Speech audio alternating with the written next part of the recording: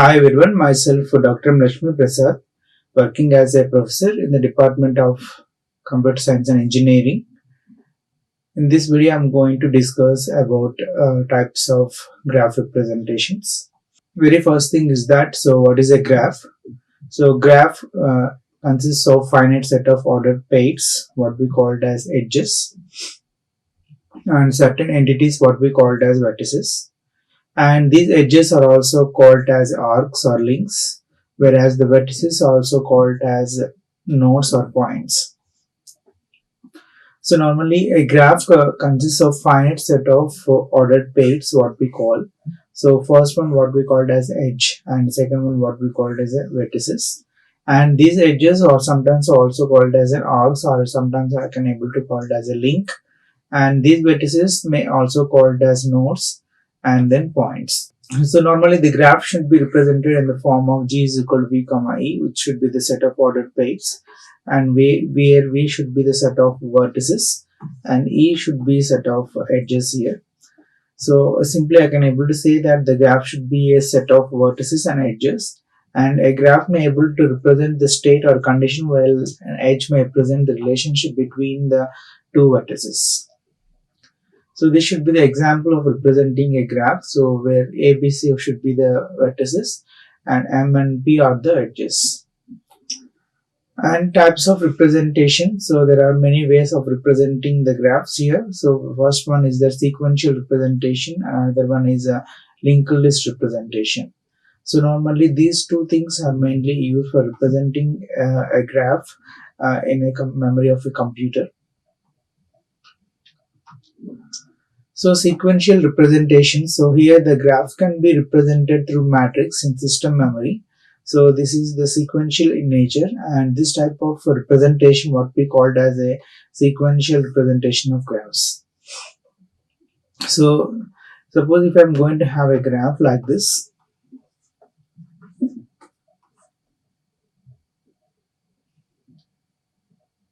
then I can able to store this graph in the form of sequential memory location. So that's why what we called as a sequential representation of a graph here. So what are the other types of sequential representation here is that adjacency matrix representation, so incidence matrix representation, circuit matrix representation, cut matrix representation, and path matrix representation. So these are the different types of sequential representation of the graph. So adjacency matrix, so where we can able to represent this graph in the form of matrix, that should be the main thing. So but again in this matrix representation there will be of different types like adjacency matrix, incidence matrix, cut matrix, circuit matrix, and path matrix, like this. So let's see one by one. So first one is that linked representation. So here the graphs are going to be represented through linked list in system memory, and this is linked in nature, and this type of representation, what we called as a linked representation of the graph. So suppose if I'm going to have a graph like this,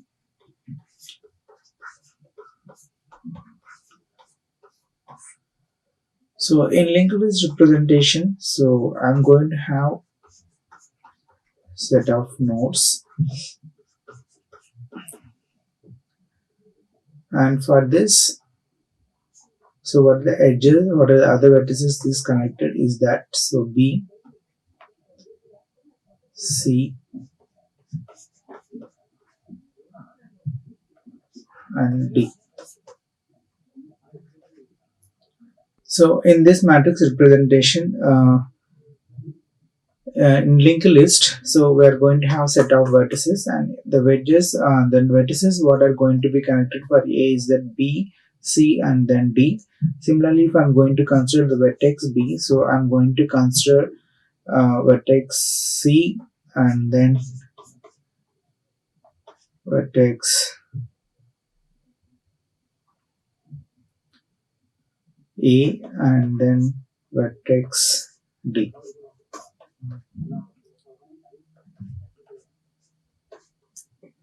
And similarly, what I'm going to consider for the linked list C, so the edges is that A and then B and then D here.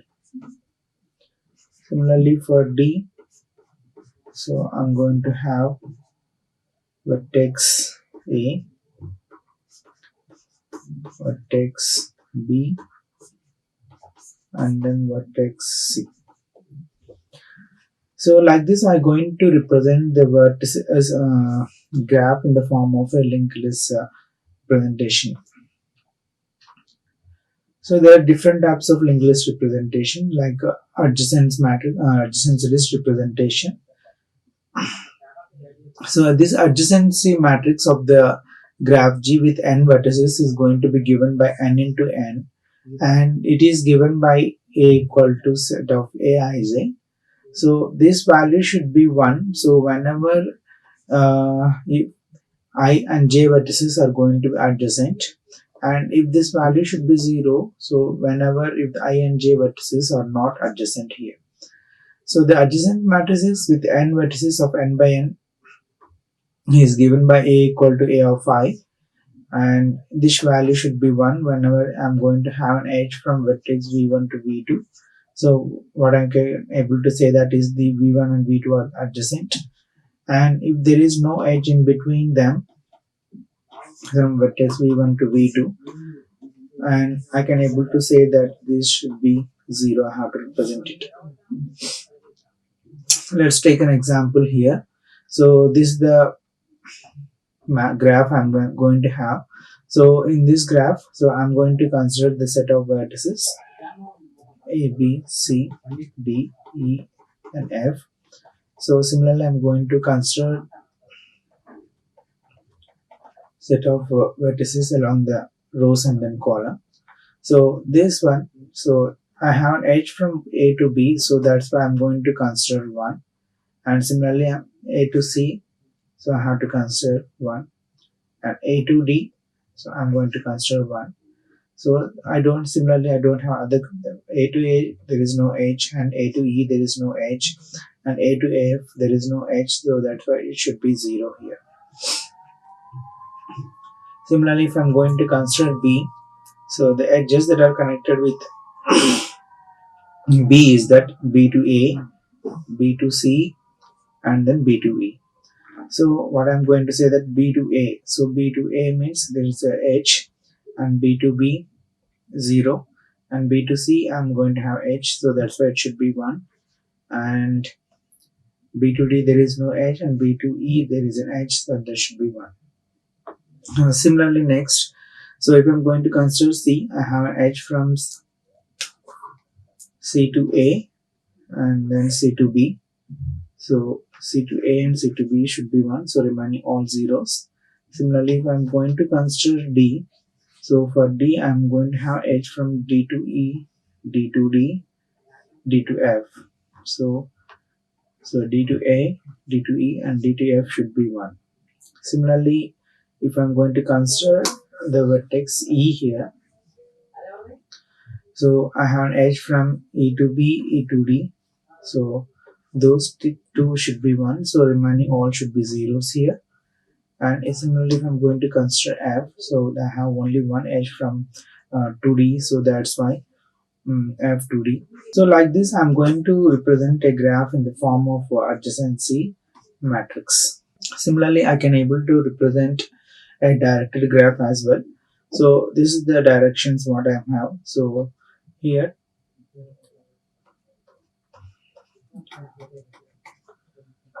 so I have direction, so 1 to 4. So this should be the normal graph. So in this normal graph, I have an edge from 1 to 4 and 4 to 1. So that's why I'm going to represent 1. So like this, I can able to represent the graph in adjacency matrix easily. And next one is that incident matrix representation. So this incidence matrix of graph G with n vertices and n edges is going to given by n into E.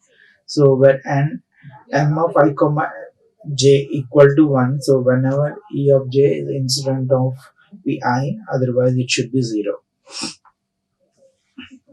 Okay, so The incidence matrix is quite different from adjacency matrix. So incidence matrix of graph G with n vertices and e edges is going to be given by n into e.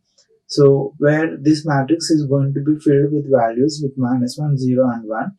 So this should be 1 whenever the edge is going to be incident on vi, otherwise it should be 0, otherwise it should be -1. So let's consider a graph here. So this is the graph with set of vertices 1, 2, 3. So in adjacency matrix, I'm going to consider the vertices in the form of rows and columns.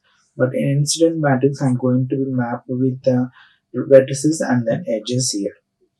So what are the edges that are connected with one vertex? One is that E1, E2 and E3. So that's why it should be 1. So there is no edge from 1 to E4 edge, so that's why it should be 0. Similarly, if I'm going to represent 2, for 2, what are the edges that are connected here is that only E1 is there, so that's why it should be 1. And for 3, so for vertex 3, the edges what are connected is that E2 and then E4, so that's why it should be 1, so remaining all should be 0. And for 4, the edges what are connected is E3 and E4, so that's why it should be 1. So like this, we are going to be represent the vertex to edge mapping is to be done in incident matrix. Similarly, if I'm going to be represent in case of directed one, suppose if I'm going to have an edge like this.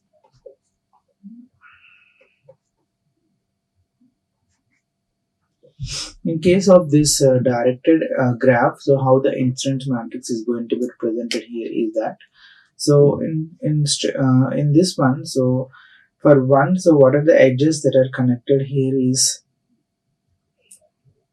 so I'm going to consider, so 1, 2, 3, 4 and E1, E2, E3 and E4. So for 1, what are the edges that are going out? So 1, E2, but E3 should be in incident, so that's why I'm going to represent it as -1 and this should be 0. So whenever an edge is going to be incident on the vertex, that should be represented with -1. So similarly, the edges that are leaving from that vertex is going to be considered as 1 here. And similarly, if I'm going to consider 2, so for the 2 there is only one incoming edge, that is E1, so that's why it should be -1 and remaining all should be 0. Similarly, if I'm going to consider 3, so there is one leaving edge, so that's why that should be E4 and then one incoming edge is that -1, so that's why it should be -1, remaining all should be 0 here. Similarly, if I'm going to consider 4, so there should be one incoming edge, that should be E4, that should be -1, and for E3 it should be leaving, so that should be 1. So the incident matrix is quietly different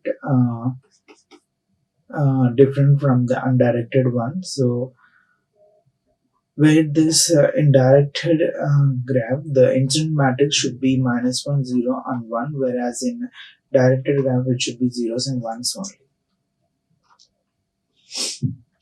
And next one is that what is the circuit matrix representation? So circuit matrix representation is represented by the number of different circuits and number of different edges, so which is going to be as T into E.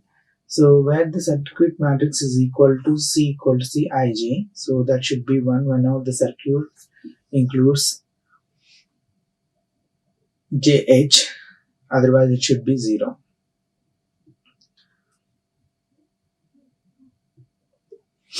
So this circuit matrix representation is going to be done with the total number of circuits T and then number of edges E. And this should be 1 whenever the I circuit includes the JH, otherwise it should be 0. So see here, this is the graph what I'm going to have, and set of vertices and set of edges. So the circuit what is going to be follow here is that, so V1, V2 and then V3. The other circuit what I'm going to be created is that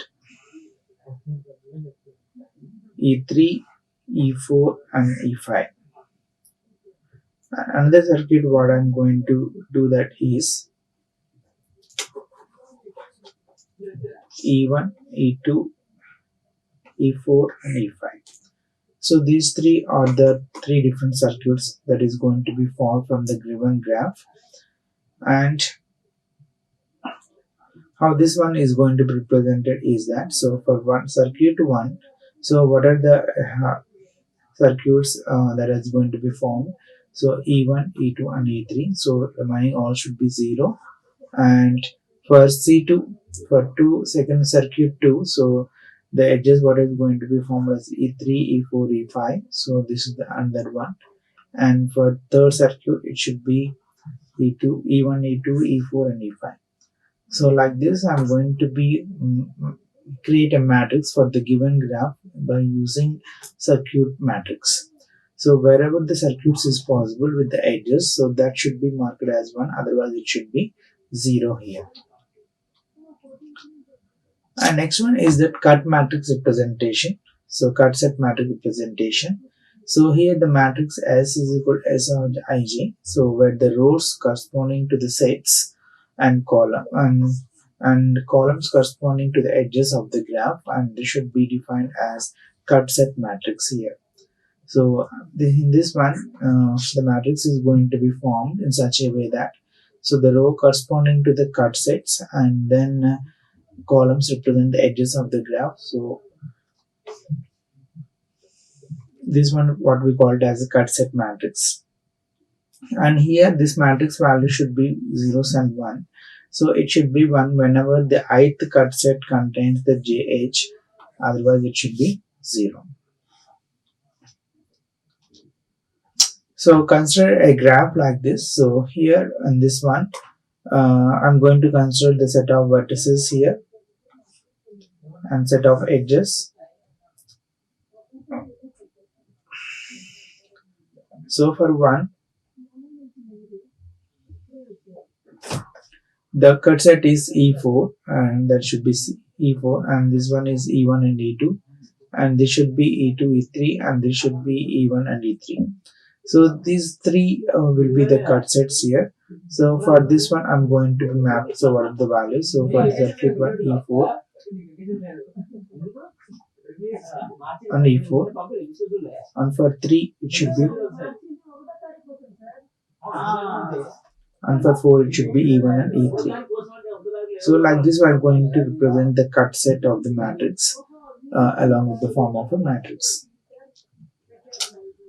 And next one is that path matrix. So this path matrix is going to be defined as a specific pair of vertices that map the path matrix as P of U, V is equal to P of Ij,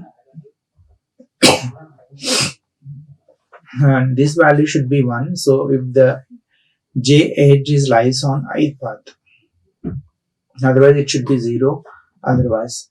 So the path matrix is generally defined as a specific pair of vertices. Then the path matrix is going to be denoted as P of U, V is equal to P of Ij. So this value should become 1 whenever the JH is going to be lies on the I path, otherwise it should be 0. So consider a graph like this, and so what are the paths I can able to establish? For the first path is that E2 and then E4, and another path is E1, E3 and E4. So this is the path from V1 to V4. So that's why I'm going to consider vertices, and this should be considered the paths, edges here. So for the path 1, so what are the edges that are reflecting E1 and E2 and E4, and another path from V1 to V4 is that, so E1, E3 and E4. So this is the path matrix from vertex V1 to V4. So two paths should be that E2 and E4, and another one is E1, E3, and then E4. So next one is that adjacency list representation. So this should be the one of the alternatives to the adjacency matrix. So it requires less amount of memory. So for every vertex of this adjacency list over the list of vertices and which are going to be adjacent to current one. So the adjacency list should be one of the alternative to the adjacency matrix, and then it should be requires less amount of memory, and for every vertex of adjacency list stores the list of vertices and it should be adjacent to current one also. So in this one, so what are the vertices here? So these are the set of vertices, and for these vertices, so what are the nodes that are connected? So 1 to 4, and for the second vertex it should be 4 and 5. For 3 it should be 5, and for 4 it should be 1 2 5, and for 5 it should be 2 3 4. So like this I can able to represent the adjacency list of the given graph. So see here, this is the given graph. So in this given graph, what I'm going to say that is, so in this graph, I'm going to consider the set of vertices here. So set of vertices should be 0, 1, 2, 3, 4, 5, and then 6. So for this one, so what are the vertices that are connected with 0? So that should be 1, 2, 5, and then 6. So 1, 2, 5, and then 6 here. Similarly, what are the vertices that are connected with 1? So that should be 0 only. So only 0 I'm going to be represent here. And similarly for the what are the vertices that are connected with 2? So only 0. So that should be 0. And similarly for vertex 3, so what are the edges that are connected? So 3, 4, sorry 5, 4. So that's why I'm going to connect it as 5 and 4. And next one, what I'm going to say that is 4. So what are the 5 and 6 are the vertices that are connected with 4, and then 3 as well. So that's why it should be 6, 5, and then 3. And for 5, so what are the edges that are connected is that, so 0, 3, and then 4. And for 6, it should be 0, 6, 4. So like this I'm going to be connected, like this I'm going to be represent the graph in the form of adjacency list. So normally in every computer there should be mathematical representations of adjacency matrix and adjacency list, which should be going to be stored in the representing the graph in computer. Next we will see some of the different kinds of graphs like dense graphs and the sparse graphs. So the dense graph is one so in which the number of edges is close to the maximum number of edges, and quite opposite of that should be the sparse graph. So the dense graph is one so which is going to be hold the maximum number of edges close to the minimum number of edges, and quite opposite of dense graph is the sparse graph. So these are the different ways of representing the dense graph. So this was one way of presenting, another way. And sparse graph is that so it should be the quite different from dense graph. So it should be looks like this. So there should be only the visiting all the edges in the graph only once. No, there should not be get a close that. So that should be the sparse graph. And next we will see about what are the advantages of adjacency matrix. So this adjacency matrix is very convenient to the work with, and it should able to easily remove an edge and at a time of big O estimate of 1. So the same time is going to be required to check as well, and if there is an edge between the two vertices. So the adjacency matrix is convenient to work, and then should be easy one where you can able to remove an edge, and then where you can able to search the item in the graph if there is an edge between the two vertices. And next I'm going to see about disadvantages of adjacency matrix. So this adjacency matrix is able to consume the huge amount of memory for storing big graphs, and this adjacency matrix also require huge efforts for adding and removing the vertex. And in many of the algorithms you need to know the edges that are adjacent to the current matrix, so that you can able to draw out such information from the adjacency matrix. It should be more complicated with the time complexity of big estimate of mod v. So these are some of the disadvantages of adjacency matrix. So this adjacency matrix is able to consume a huge amount of memory for storing big graphs, and this adjacency matrix requires huge efforts for adding and removing the vertex. So in many algorithms, you can able to we know this. The adjacency matrix it should be somewhat difficulty one with the time complexity of knowing the edges that are adjacent to each other. And next we'll see about what are the advantages of adjacency list.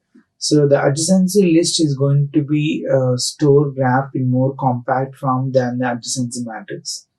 And adjacency list allows to get the list of adjacency vertices in big estimate of 1.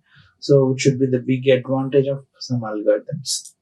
So adjacency list is going to be store the graph in more compact form. That is the main advantage. And adjacency list also going to be used to get the list of adjacency vertices in a big estimate of 1. So it should be the big advantage of that. And disadvantages of adjacency list. So here the adding and removing the edge from the adjacency list is not that much easy, and it also required the big estimate of mod e by mod v time. So it should be cubical complexity for the dense graph and also to the edges.